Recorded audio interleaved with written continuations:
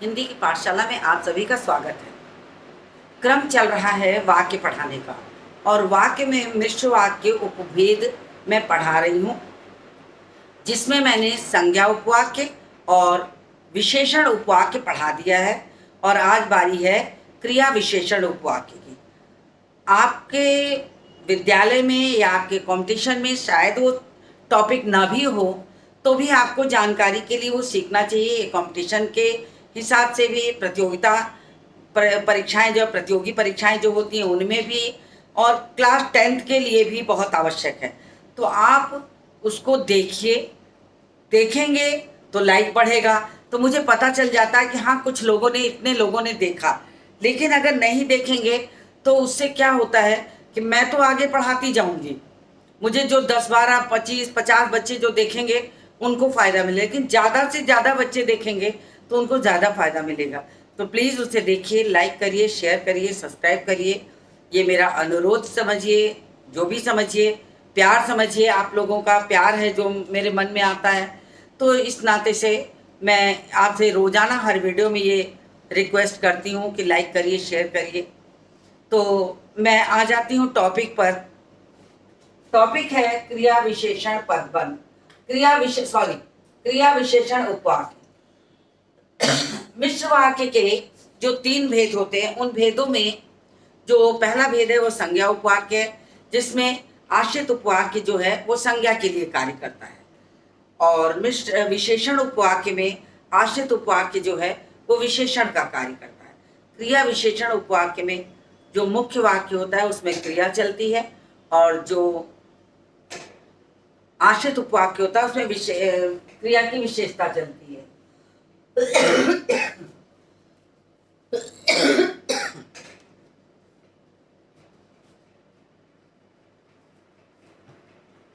तो मैं शुरू करती हूँ। क्रिया विशेषण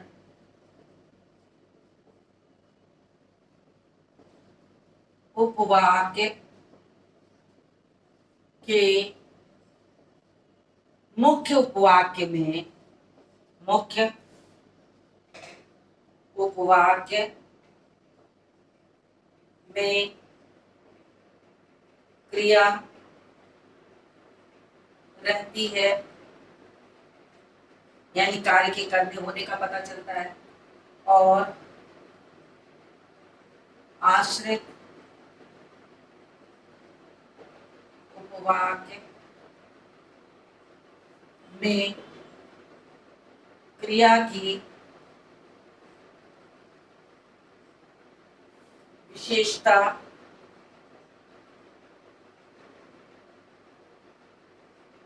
बताई रहती है। यानी कि जो क्रिया विशेषण उपवाक्य होता है उसके जो 2 हिस्से होते हैं, एक हिस्से में मुख्य क्रिया, एक हिस्से में आश्रित होता है।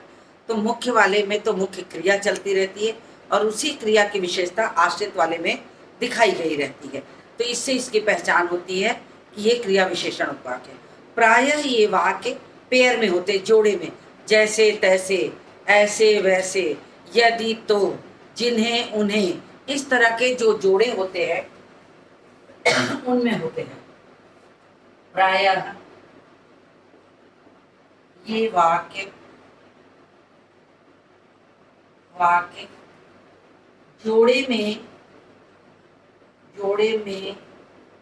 रहते हैं, जैसे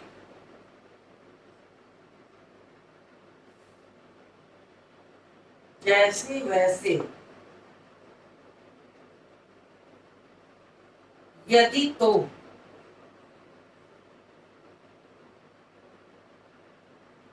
जिन्हें उन्हें,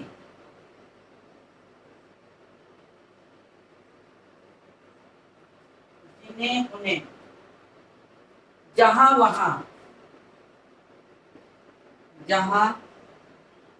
वहां, इस तरीके का एक पेयर होता है। इस तरीके का पेयर होता है। जैसे वैसे, यदि तो, जिन्हें उन्हें, जहां वहां, इस तरीके का पेयर आपको क्रिया विशेषण वाक्य में दिखेगा।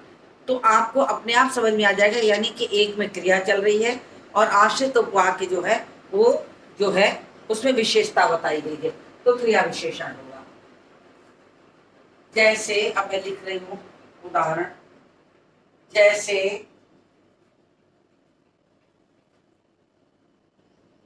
जैसे वह बोलता है, जैसे वह बोलता है, वैसे कोई नहीं बोलता। अब देखिए इसमें पेयर बन रहा है जैसे और वैसे का। अगर इसमें मुख्य और आश्रित आपको पहचानना होगा, तो इसमें मुख्य और आश्रित आपको पहचानना होगा। तो ये आपका मुख्य वाक्य है, ये मुख्य वाक्य है और ये आश्रित है।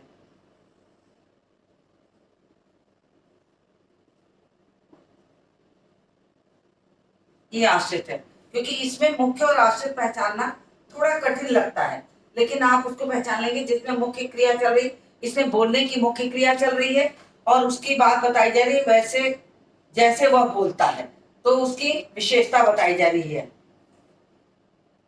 तो ये मुख्य हो गया, ये आश्रित है। जहां पहले निर्जन था, वहां अब वन है। अब देखिए इसमें भी पेयर बन रहा है, जहां वहां, और इसमें क्या है, ये आपका क्रिया विशेषण, क्रिया विशेषण आश्रित उपवाक्य है और ये उसका मुख्य वाक्य है। तो ये देखिए हो गया। तीसरा वाक्य लिखती हूं, यदि तुम परिश्रम करोगे तो उत्तीर्ण होगे। अब देखिए यदि तुम परिश्रम करोगे तो उत्तीर्ण होगे। अब तो उत्तीर्ण होगे ये आपका मुख्य हो गया, ये मुख्य है। यदि तुम परिश्रम करोगे ये आपका क्रिया विशेषण आश्रित उपवाक्य है।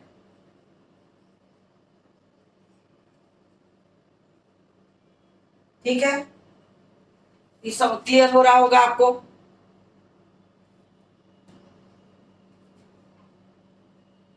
अगला देखिए, अगला शब्द है, अरे अगला वाक्य है, जब आप आए तो मुझे संदेश दे। अब इसमें देखिए जब आप आए, ये क्रिया विशेषण, क्रिया विशेषण आश्रित उपवाक्य हुआ और ये आपका मुख्य हो गया।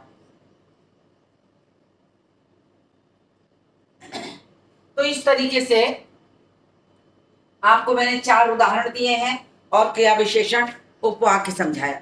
अब आपको संक्षेप में बता दूं कि मिश्र वाक्य ही एकमात्र ऐसा वाक्य है जो जिसके 3 भेद होते हैं, संज्ञा उपवाक्य, विशेषण उपवाक्य, क्रिया विशेषण उपवाक्य। संक्षेप में बिल्कुल बता रही हूँ। और संज्ञा उपवाक्य में जो आश्रित उपवाक्य होगा वो हमेशा की से प्रारंभ होता है। क पे छोटी की मात्रा की, जिसको योजक भी कहते हैं। की मतलब होता है योजक, और बड़ी ई की मात्रा अगर की पे दी जाए, का, जैसे मैं यहाँ थोड़ा सा लिख के समझा देती हूँ, ये आपका योजक होता है और इसको कहते हैं संबंध बोधक। ये आपका संबंध बोधक होता है। तो इसको कभी नहीं लिखिएगा, नहीं तो मात्रा की गलती मान के वो काट दिया जाएगा। और ये छोटी ई की मात्रा जो रहती है इसको योजक कहते हैं। तो संज्ञा उपवाक्य में हमेशा ही आपके आश्रित उपवाक्य का प्रारंभ की से होता है। विशेषण उपवाक्य जितने होते हैं उनमें आश्रित उपवाक्य का प्रारंभ जो, जिसे, जिन्हें, जैसे, जिनको इत्यादि से शुरू होता है। आप अपने आप पहचान लीजिएगा कि ये विशेषण उपवाक्य है। तीसरा हो गया क्रिया विशेषण उपवाक्य। क्रिया विशेषण उपवाक्य जो होते हैं हमेशा पेयर में होते हैं, जोड़े में। यदि, तो, जिन्हें, उन्हें, जैसे, वैसे, जिनको, उनको, इस तरह का विशेषण। और जो यदि, जिन्हें, जैसे आदि से शुरू होने वाले होंगे वो आश्रित होंगे, और दूसरा वाला हिस्सा का जो होगा वो मुख्य होता है। तो इस माध्यम से आप तीनों को मैंने आपको संक्षेप में समझा दिया कि तीनों वाक्य जो होते हैं ये आपके मुख्य रूप से इस प्रकार देखा जाए तो आपका ये पूरा वाक्य का रचना के आधार पर वाक्य भेद मैंने आज खत्म कर दिया। अब बचा है आगे का काम, अभ्यास कार्य, कि कैसे सरल वाक्य से संयुक्त में परिवर्तित किया जाता है, कैसे मिश्र वाक्य से संयुक्त में आते हैं, संयुक्त से मिश्र में जाते हैं, जिसको कि मैं अपने अगले वीडियो में बताऊंगी। आज मैंने भेद को खत्म कर दिया है, तो आप इन भेदों को पढ़िए, दोहराइए, ज़्यादा से ज़्यादा अभ्यास करिए। और जो कक्षा 10 के पढ़ने वाले अगर बच्चे हैं तो वो तो अपनी कॉपी में भी लिखें, क्योंकि लिखने से चीज़ें याद हो जाएंगी। और अगर कोई कन्फ्यूज़न होगा तो आप मुझसे बराबर उससे संपर्क में रखकर मुझसे पूछ सकते हैं। तो मुझे उम्मीद है कि आपको रचना के आधार पर वाक्य जो कक्षा 10 का पाठ्यक्रम है बी कोर्स का, वो आपको समझ में आ गया होगा। तो उम्मीद करती हूँ आप उसे लाइक करेंगे, शेयर करेंगे, सब्सक्राइब करेंगे, और जहाँ कहीं कन्फ्यूज़न होगा वो आप मुझसे पूछेंगे। अगले वीडियो में मैं आपको इसी का परिवर्तन सिखाने जा रही हूँ, तो आप उसमें भी जुड़े रहिएगा, क्योंकि आपको परिवर्तन करने को भी आता है, आश्रित और मुख्य वाक्य पहचानने को आता है, तो हर तरह से आपको फायदा मिलेगा। परिवर्तन अगर मैं करूँगी तो मुझे देख देख के आपको भी अभ्यास करना आ जाएगा, तो आप उसे भी सीख जाएंगे। तो इसी के साथ इस वीडियो को मैं समाप्त करती हूँ और मिलती हूँ आपसे इसी के अगले पार्ट में, अगले वीडियो में। तब तक के लिए मैं आपसे अलविदा कहती हूँ और उम्मीद करती हूँ कि आप इसे लाइक करेंगे, सब्सक्राइब करेंगे, और पसंद आएगा तो मुझे कमेंट में भी बताएंगे। तो एक बार फिर आपको हृदय से आभार व्यक्त करते हुए इस वीडियो को समाप्त करती हूँ।